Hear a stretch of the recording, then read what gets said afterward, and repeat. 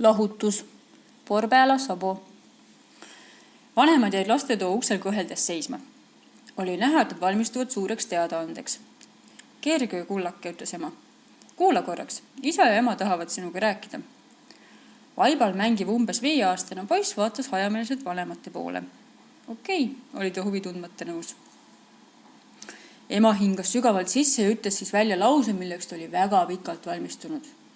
Asi on selles, kullake, et isa ja mina oleme hakanud armastama ühte teist väikest poissi.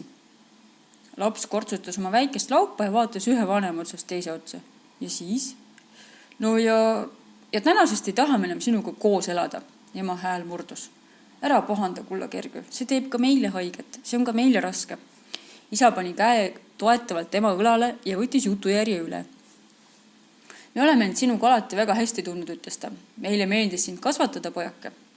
Meid seob hulk ühiseid mälestusi. Sünd, esimesed sammud, esimene potti potsatav kaka. Ema naeratas läbi pisarate. Talle meenus üks ilus mälestus. Kuku, ta kutsus seda kukuks. Väike Kergö raputas uskumatult oma kahust peakest. Mis nüüd on? Kas ma saan õe või venna? Ei, sa ei saanud aru, mis ema ütles. Me valisime sinu asemele teise poisi ja armastame nüüd teda. Sa pead välja kolima, et tema saaks siia sinu asemele tulla. Lapse suu vajus ammuli. Aga kuhu ma kolima pean? Ma elan siin. Teie olete mu issi ja emme. Nii see on, Kergö kallis, seletas isa. Aga sinagi tunned ju, et see asi pole enam tükk aega toiminud. Kas pole? Lihtsalt istume üksteise kõrval. Meie vaatame telerit, sina mängid autoga. Sageli ütleme tundide kaupa üksteisele sõnagi. Meie suhe on tühi, pojake. Ka ema hakkas hoogsalt argumenteerima. Nii jah, ja vahepeal on ka kirg tasapisi kadunud. Pean tunnistama, et ma pole juba mõnda aega soovinud sinu eest hoolitseda, kui sa haige oled. Su tagumikku pühkida, sind pesemisel abistada. Kallistan sind masinlikult, kui sa lasteaeda lähed. Aga pole midagi. Küll leiad sinagi uued vanemad.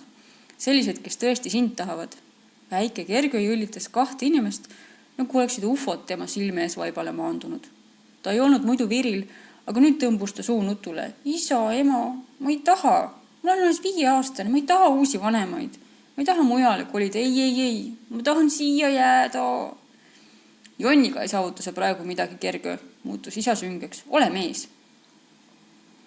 Aga kes minu eest hoolitseb, virises poiss edasi? Kes mind lasteaeda viib? Kes mulle süüa annab, mulle koolat ja jalgpallikaarte ostab? Me saame aru, et oled pettunud. See on loomulik, rääkis isa vaikselt.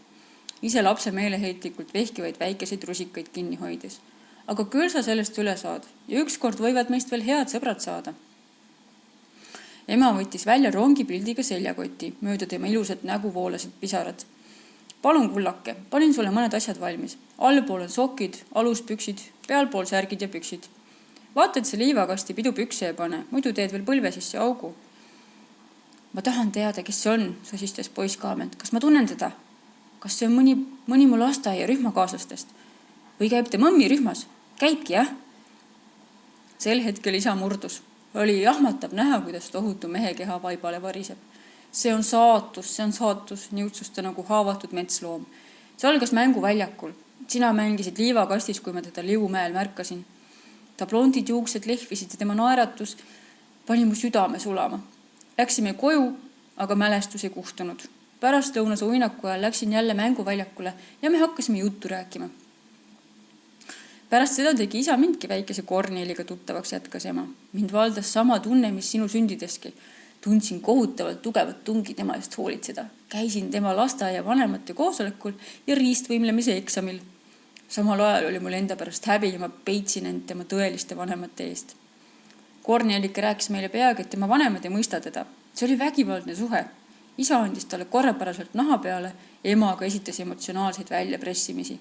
Kornel pidi pidevalt ütlema, et armastab teda. Kornelik oli 3-aastasest peale kaalunud nende mahajätmist, aga selleks oli vaja tugevat tunnet, et ta tõepoolest välja suudaks astuda.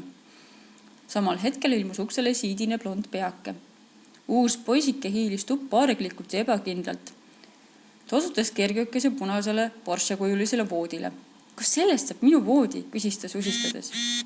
Kergöl tõusis veri pähe. Ta kargas teisele kallale ja peksis teda, kuidas sai. Ema karjatas hääletult, lõpuks lahutas isa poisid. Ma loodan, et ka sinu vanemad jätavad sind kunagi maha ja siis saad teada, mis tunne see on, nähvas Kergöö.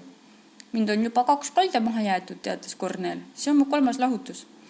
Kergöö ajas end sirgu, vaatas karmil pilgul vanematele otsa ja ütles külmalt: kakane issi, pissine emme, ma vihkan teid. Seda öelnud võttis ta väikese seljakoti õlale, pööras kanna pealt ringi ja lahkus vanemate majast igaveseks. Ema ohkas: ma kardan, et nüüd otsib ta teiste käte vahelt lohutust. Ma olen tema pärast mures. Ära karda, võttis isa emal õlgade ümbert kinni. Ta on tark põnn. Oleme teda hästi kasvatanud. Nad astusid akna juurde ja heitsid liigutatud pilgu tänavale oma X-lapsele järele.